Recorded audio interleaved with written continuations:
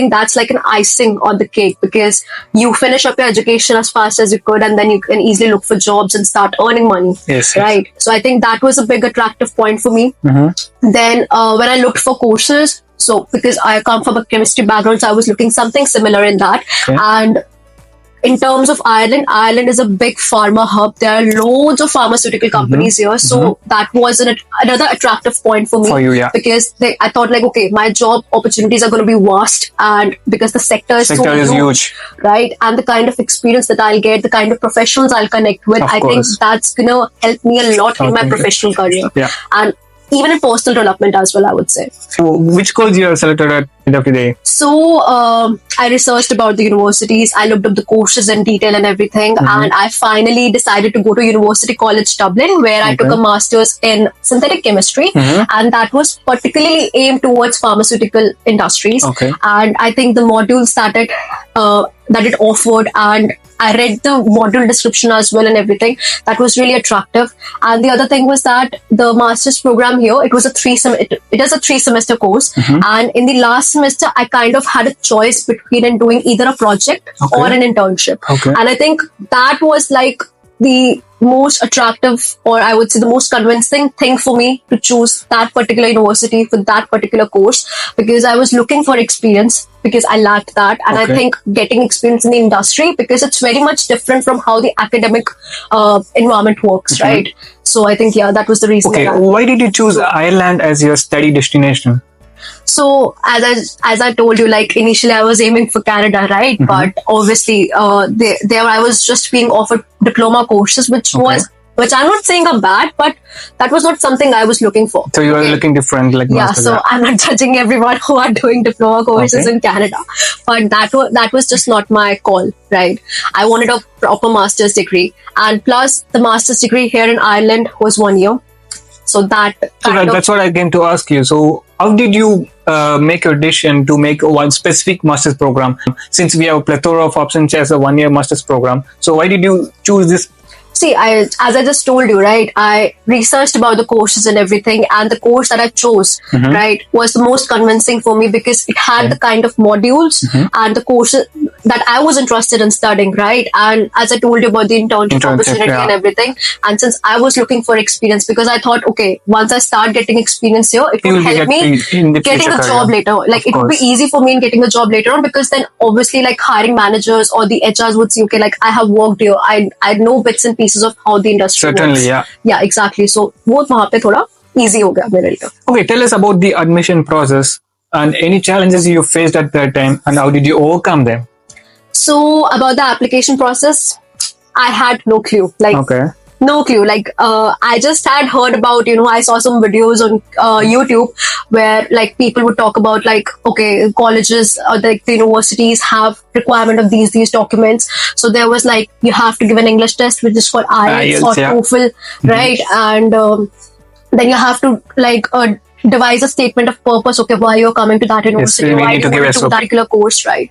But I had like no clue, because obviously these master programs are competitive, right? Students from all over the world apply to these courses. Of course. So you have to kind of, stand apart. You need to be unique. You need to be unique. Or you need to maybe like stand apart, like you need to stand out from all the applicants. So so I thought like I wasn't not sure like, okay, if I'm able to do it on one, because no idea. Literally no idea. No friends here, nothing, right? And even my parents, they also had no clue. They were just relying on what decisions I was making. Like they were just like believing me. You're like, okay, if you feel that is right, go for it. That was. So it was all my call. Okay. So then one of my friends suggested me like, why do you don't take a help of a consultancy, Because I obviously had no clue. I've never traveled abroad. Okay. So I was like, I don't know how the visa process works or anything. It's a lot of work. So I then thought of like, okay, I should maybe start looking for a consultancy. Maybe a consultant could help me in my application process, and that's exactly what I did. Okay. So,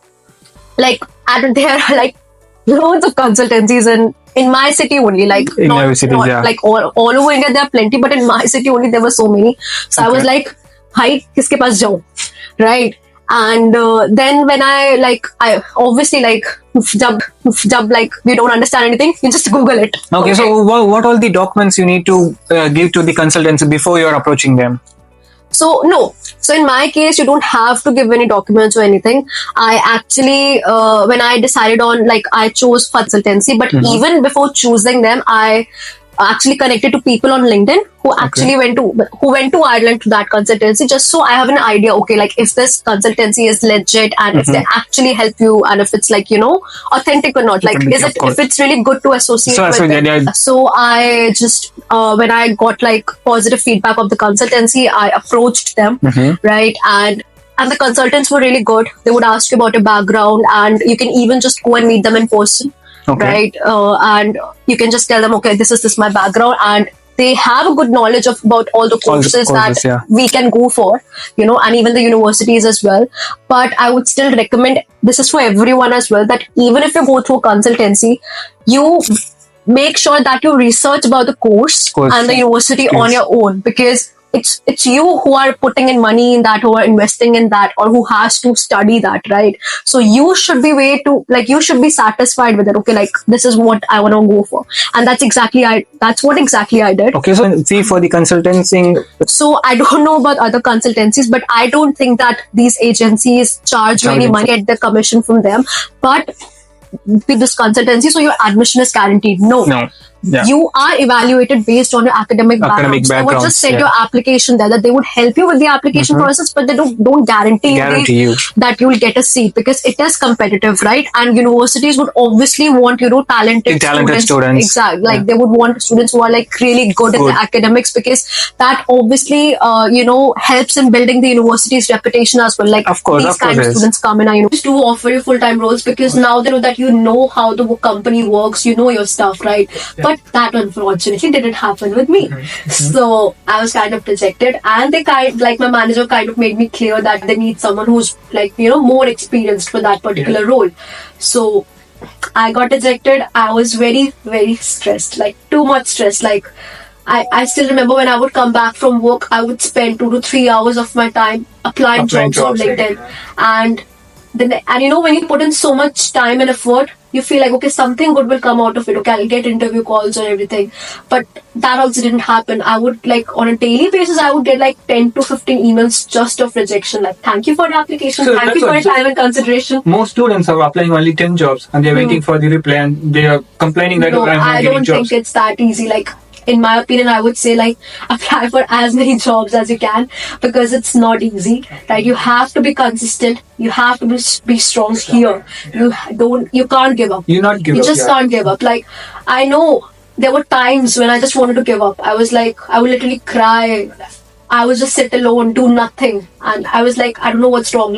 Because I kind of came with that image in my mind. Okay, I'll finish my education, I'll get a job, I'll start earning good, and then I can save up, for myself and for my family. But it didn't work. But I would say that the support of my family and my friends literally helped me to go eventually. Consistency is the key again, I would say. And I think that really helped me to, get a job in the end. Okay. So finally, who's planning to pursue masters, and what are the tips you want to give for the smooth process and the good academic journey? Well, I would say, obviously you just make sure that you're you're able to afford it, because it makes no sense that you just want to go abroad, but because in the end, obviously it's money here, right? That's gonna help you or survive you initially. I'm not saying throughout, but initially. Once you get a job, I think you can look after your expenses. It's easy then to manage your expenses. Yeah, exactly. Yeah. So other than that, I would say you have to be strong mentally, right? Because you will face problems. It's not a smooth journey at all. Not at all. If you're coming here, be prepared. Okay, these problems can come up anytime. So you have to be mentally strong to face it. So I think mental strength, I would say, is the most important. If you're coming abroad, you'll feel homesick, you'll feel alone and everything. But if you're strong here, I think you can survive anything. And be safe. Thank you so much, Somya, for sharing the insights and experience which you have gone through.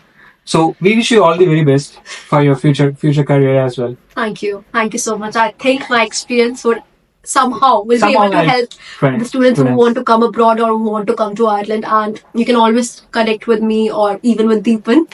Just okay, if you need any help with something or any idea about what is this or if like that. If you have any queries about the study abroad options, so you can shoot the questions in the comment section and we will get back to you. And to our viewers, thanks for turning in so long. And we would love to give you double content on the next video. So until then, bye from us. Do like, subscribe, and hit the bell icon for the valuable content.